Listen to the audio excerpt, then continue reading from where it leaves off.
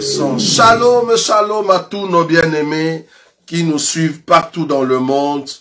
Que le nom de notre Seigneur Jésus-Christ vous soit donné partout où vous êtes, parce que Jésus est vivant, il est encore sur son trône et il nous garde dans sa fidélité.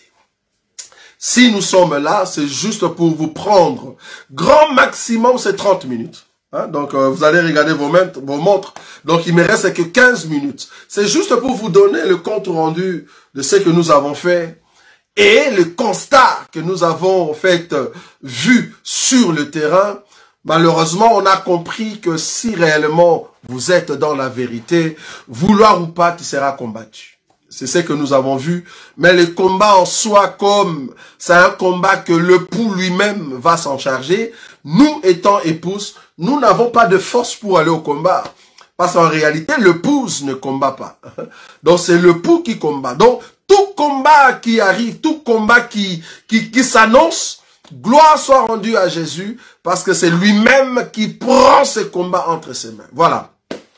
Donc, on a quitté ici, je crois, c'était au mois de juin, juste après l'activité, la grande activité qu'on a eue ici à Bruxelles, lors de nos 2 jours d'action de grâce avec la reconnaissance ministérielle. Dieu a permis que la même semaine qui a commencé, que nous puissions aller aux États-Unis. Alors nous sommes passés à Boston, Chicago, à Ohio, à Columbus, là où il y a notre bien-aimé Lionel Chembo que nous saluons, à Ohio, Columbus, mais à Chicago, dans l'état de Chicago, dans l'état, comment on dit, Springfield, hein, c'est Springfield, je crois, parce qu'il y a tellement de noms que nous avons rencontrés. Donc, dans l'état du côté de Springfield, il y a Boston. Dans le Boston, c'est là-bas que nous avons tenu notre activité avec l'ensemble des élus de Boston, là où il y a le pasteur Patrice Chembo, que je salue avec Maman Niki, et le frère Chai et le frère Kali, qui sont là, au fait, qui travaillent, qui font un grand travail dans ces contrées de Springfield, Jacksonville, Boston, Chicago. Donc, c'est vraiment une grande vie et de bien-aimés évoluent avec l'aide du Seigneur. C'est un grand travail. Donc, si vous voulez passer là-bas, ne manquez pas d'aller voir le bien-aimé qui sont à Boston et ils vont vous accueillir et jusqu'à Ohio, c'est-à-dire à Columbus, là où il y a notre frère Lionel. Mais par contre, il y a eu aussi de bien-aimés qui nous ont visités parce qu'ils ont entendu quand même il y a leurs frères, hein, leurs os de leurs os et chair de leur chair qui étaient passés au fait, qui venaient dans cette ville-là. Nous avons eu l'assistance du pasteur Bienvenu, donc le pasteur Bienvenu, qui était aussi de l'Assemblée de Saints, je crois de Chairman, j'ai oublié le nom, mais c'est pas trop loin de Boston, c'est à 2 heures, parce que j'ai oublié le nom. Et nous avons reçu aussi la visitation, en tout cas là c'était maintenant au Texas, parce que nous étions invités au Texas pour aller prêcher, en tout cas c'était à Dallas, donc État c'est Texas, mais à Dallas, nous avons prêché dans l'église de notre bien-aimé Assemblée de Saints de Dallas, chez notre prophète Mapanda. Vous voyez? Donc c'était terriblement bon, hein, comme on peut le dire, comme le français le dit, terriblement bon. Et Dieu nous a visités. C'est comme ça que le peuple de Dieu, nous avons senti cette soif de l'évangile, le pur évangile, pour que le peuple de Dieu se prépare à rentrer à la maison. Et de là, à partir du Texas, nous sommes rentrés à Chicago, et c'est comme ça que nous avons pris notre avion pour venir ici à Bruxelles le même jour le matin, mais le soir, on était obligé d'aller au Congo. Pourquoi? Parce que il y a une activité qu'on a eu réalisée. C'était au fait d'installer au fait ce qu'on appelle Assemblée des élus de Kinshasa. Et c'est comme ça que nous avons eu notre activité pendant 3 semaines. Hein, donc on était avec de bien-aimés, avec l'homme de Dieu, le docteur Emmanuel Moïse de l'Angola. Donc il a traversé de l'Assemblée des élus d'Angola, de Wambo et Luanda. Il est venu expressément juste à Kinshasa pour cet événement. Un événement qui a eu lieu au fait avec de bien-aimés de Fondéa. C'était très bien. Et on avait la présence de l'homme de Dieu, Emmanuel Moïse, et aussi Popol, et à l'apôtre Étienne, et aussi la participation de notre frère Hardy et notre frère Dieu merci.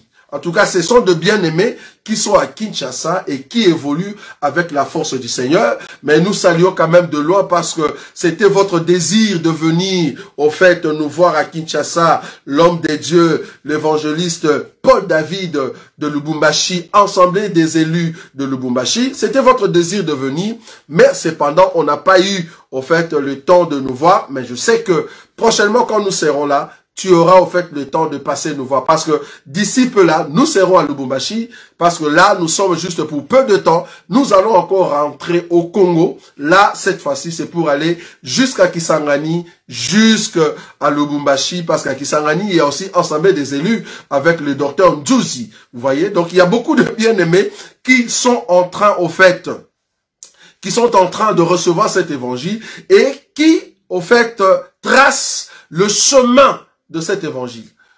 Je voulais quand même marteler ici pour comprendre, nous sommes en Europe, mais la façon que cet évangile commence à prendre la route, à changer de mentalité. Vous voyez, la différence de cet évangile, c'est la sanctification.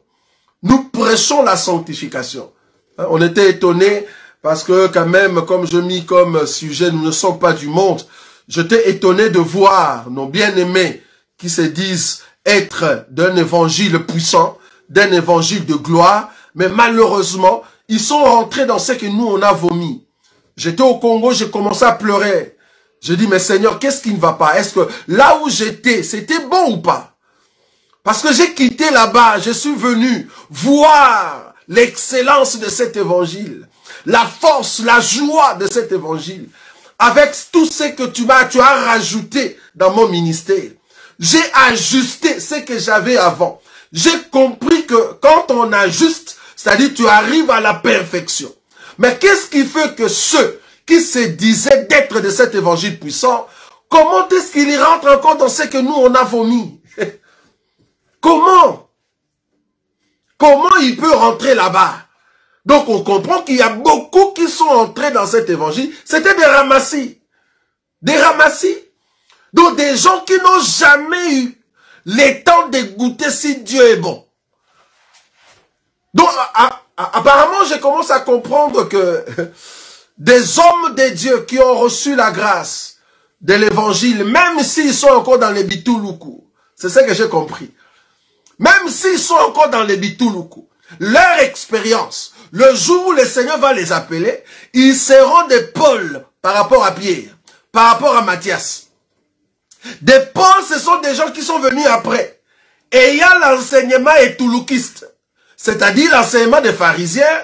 Mais quand il vient entrer dans l'évangile pur, c'est lui qui travaille plus. Et il voit mieux que les autres.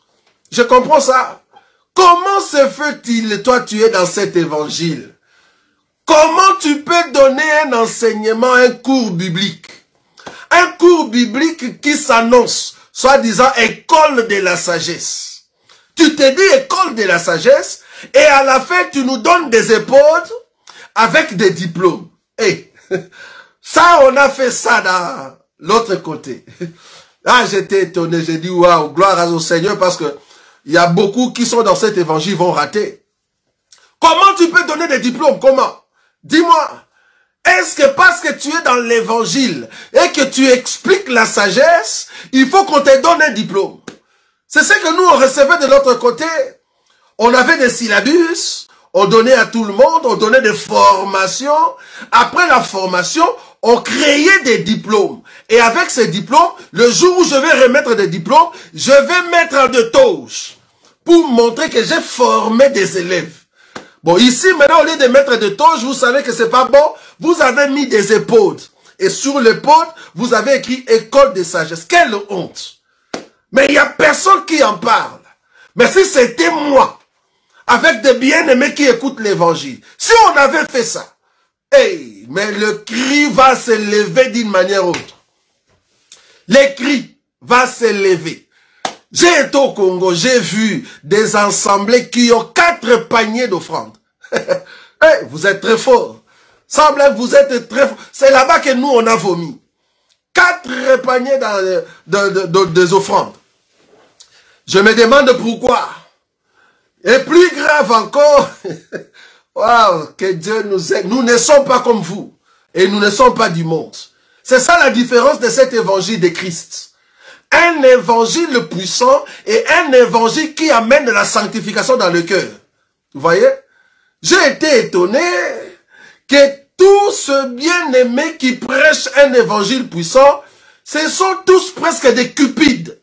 Quelqu'un nous a dit, il a balancé tout haut, dans les oreilles de tout le monde, soit disant que nous allons continuer à payer la dîme jusqu'à l'enlèvement.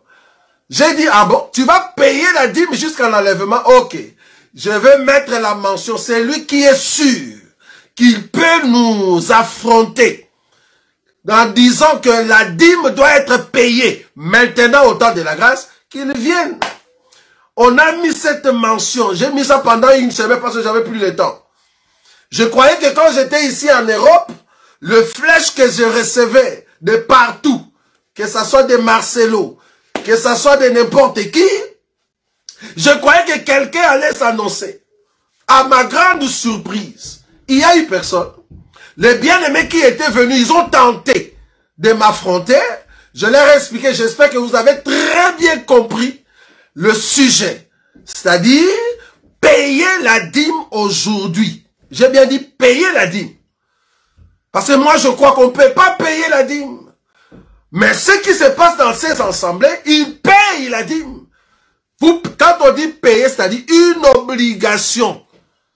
Moi, je dis non. Vous n'avez rien compris de la bénédiction de Dieu. Parce que si je vous dis que nous autres, nous ne payons pas la dîme et Dieu nous a bénis terriblement. Et tous ceux qui sont avec nous, je suis parti au Congo, j'ai vu mes frères, j'ai vu mes sœurs qui sont là-bas, qui étaient avec nous ici en Europe, et qui sont rentrés, et qui acceptent cet évangile. Comment est-ce que Dieu a ouvert des portes, mais il ne donne, pardon, il ne paye pas la dîme. Il ne paye pas la dîme. Ils donnent des offrandes, ils participent dans l'œuvre de Dieu et ils sont bénis. Je te dis, j'ai dit, mais gloire à Dieu. Parce que je comprends que cet évangile, c'est pour nous bénir. Parce que nous croyons toujours qu'on ne peut pas payer la dîme au temps de la grâce. Donc vous qui étiez encore dans ces choses, vous qui dansez hein, au niveau de la hanche, alors que vous vous dites dans cet évangile, je vous ai vu à Fikin. Ah non, c'est terrible. Non. Merci Seigneur, parce que nous sommes sortis de là, et tout ce que nous avons vomi, c'est ce que eux ils mangent aujourd'hui. Ça c'est grave. Donc tu danses au niveau de la hanche, quoi. Tu pensais qu'on ne te voyait pas. Nous étions là, de loin, avec l'œil d'Élysée. On voyait tout. La façon de danser là. Tu penses que quand ils dansent comme ça, c'est pour aider qui? Les gens qui viennent dans ces assemblées pour qu'ils se sentent à l'aise.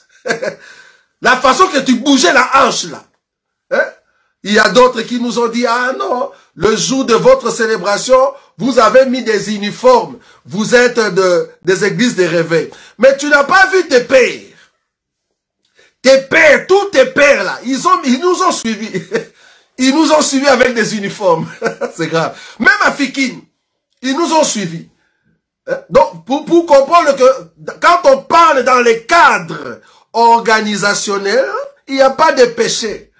Vous voulez voir le péché partout. Même mettre de l'uniforme dans un cadre organisationnel, vous voyez ça comme un péché. Donc, on comprend que nous sommes les professeurs de beaucoup. Parce que Dieu nous a permis que nous puissions passer quand même plus de 25 ans de ministère, soi-disant étoulikistes. Mais c'est pendant quand nous sommes venus pour écouter maintenant le son véritable et que nous avons ajusté l'enseignement, on a compris que nous sommes des pôles. Ceux qui annoncent la puissance et la gloire. Et c'est comme ça que vous suivez. Nous sommes ceux qui vont crier sur Pierre. Nous allons réprimander les pierres. Vous voyez? Parce que nous avons la grandeur, la force de réprimander les pierres. Ceux qui se disaient venir avant.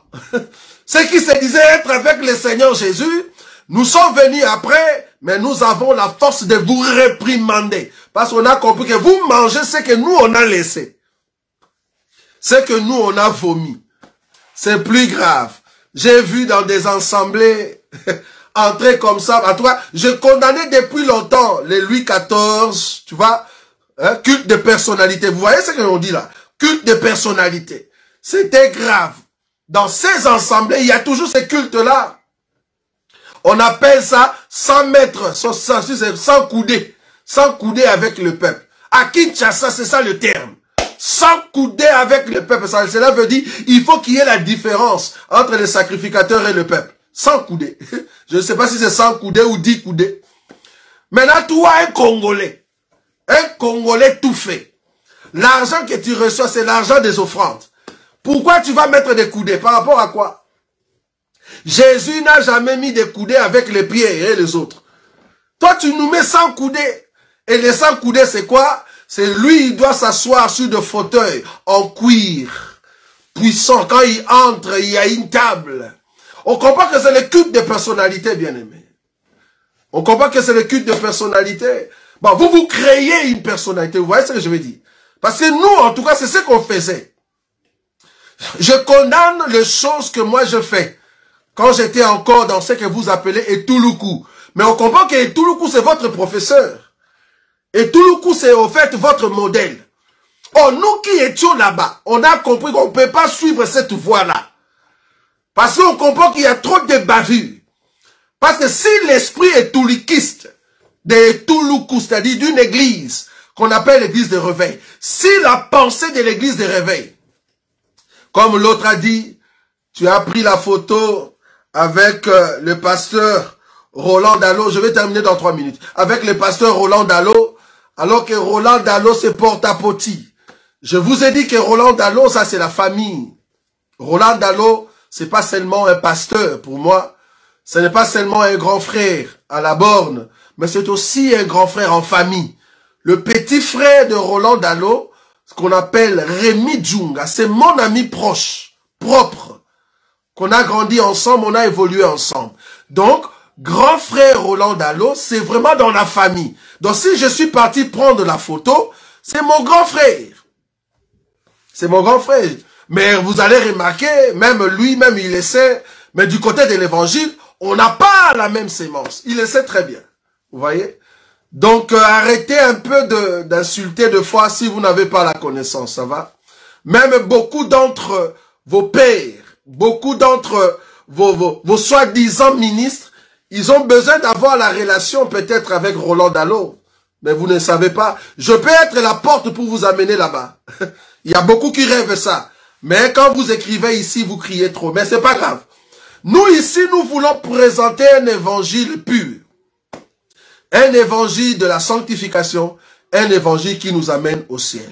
Alors, nos programmes, au fait, c'est quoi? Maintenant, nous sommes ici à Bruxelles. La semaine du 26, 27 et 28, nous aurons notre baptême à Paris, donc nous serons en France. Après cette semaine, nous allons revenir ici à Bruxelles. La semaine, je crois, du 1er septembre, c'est ça. La semaine du 1er septembre, nous allons donner le baptême ici à Bruxelles. Après cette semaine-là du 1er septembre, Dieu voulant, nous allons encore déplacer pour aller au Congo. Vous voyez comment c'est Dieu nous appelle? Vous voyez? C'est l'évangile qui nous appelle. Nous allons aller au Congo. Et après le Congo, nous allons revenir ici pour préparer le Racel.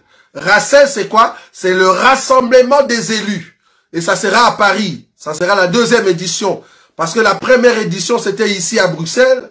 Maintenant, le rassemblement des élus, ça sera au mois de décembre. Et à moins qu'il y ait un changement, mais je vais en parler avec l'homme de Dieu, le pasteur Gauthier Kumbu de France, dont je vais en parler. Donc, au mois de décembre, nous aurons Racel, rassemblement de tous les élus, qui sera à Paris. Donc, ce sera la même chose ce qu'on a fait ici à Bruxelles. Et c'est comme ça, c'est là-bas que nous donnerons en fait le programme de l'année prochaine. Donc ici, les grandes lignes qu'il faut retenir, nous sommes en train de créer le groupe de rassemblement ou soit de l'assemblée des élus au niveau de Kinshasa. Donc vous tous qui êtes à Kinshasa, qui êtes tout près des Bas-Congo, si vous voulez nous rejoindre, nous sommes là. Vous avez nos numéros. Il suffit seulement de nous appeler et nous allons vous donner de coordonnées de tout ce que nous faisons. Voilà un peu ce que j'avais à vous dire pendant 30 minutes. Et je sais que le Seigneur de gloire ne manquera pas de nous mettre en contact afin que cet évangile s'ouvre. J'aimerais vous dire, même au niveau de l'Abidjan, au niveau de Libreville, au niveau de Ouambo, Luanda, il y a des choses qui s'opèrent et il y a d'autres bien-aimés qui ont besoin de cette grâce. C'est pour cela que nous crions devant tout le monde. Ceux qui sont encore dans des maisons, ceux qui sont encore dans ces assemblées-là, si vous écoutez les sons de la trompette, de ceux qui se préparent pour rentrer à la maison, n'hésitez pas. N'hésitez pas, appelez-nous. Nous allons passer, vous présenter la grâce que nous avons de la sanctification, la grâce que nous avons de l'enseignement. Parce que nous croyons que la parole doit marcher avec la puissance de la parole. Tu ne peux pas confesser la parole si tu ne confesses pas la puissance de cette parole qui change l'homme intérieur pour nous amener au ciel. Voilà un peu ce que j'avais à vous dire pour ces 30 minutes. Ne manquez pas demain, mercredi à partir de 21h, nous aurons notre temps de prière avec notre frère, le pasteur Ntimba Nteke, qui sera en ligne avec nous. Donc, ne manquez pas ces moments que Dieu va au fait nous accorder sa grâce. Et le vendredi, nous aurons notre émission Biyemba Yemba. Ne manquez pas ce vendredi, à moins qu'il y ait au fait un empêchement. Mais nous aurons notre émission Biyemba Yemba ou Biteyateya, une émission qui cartonne et qui aide beaucoup de peuples à rentrer sur le droit chemin. En tout cas, que Dieu vous bénisse et nous allons nous rencontrer prochainement. Merci beaucoup et que la grâce de Dieu et que la paix du Seigneur accompagne vos maisons et que Dieu soit votre maître et votre protection. À la prochaine. Merci beaucoup.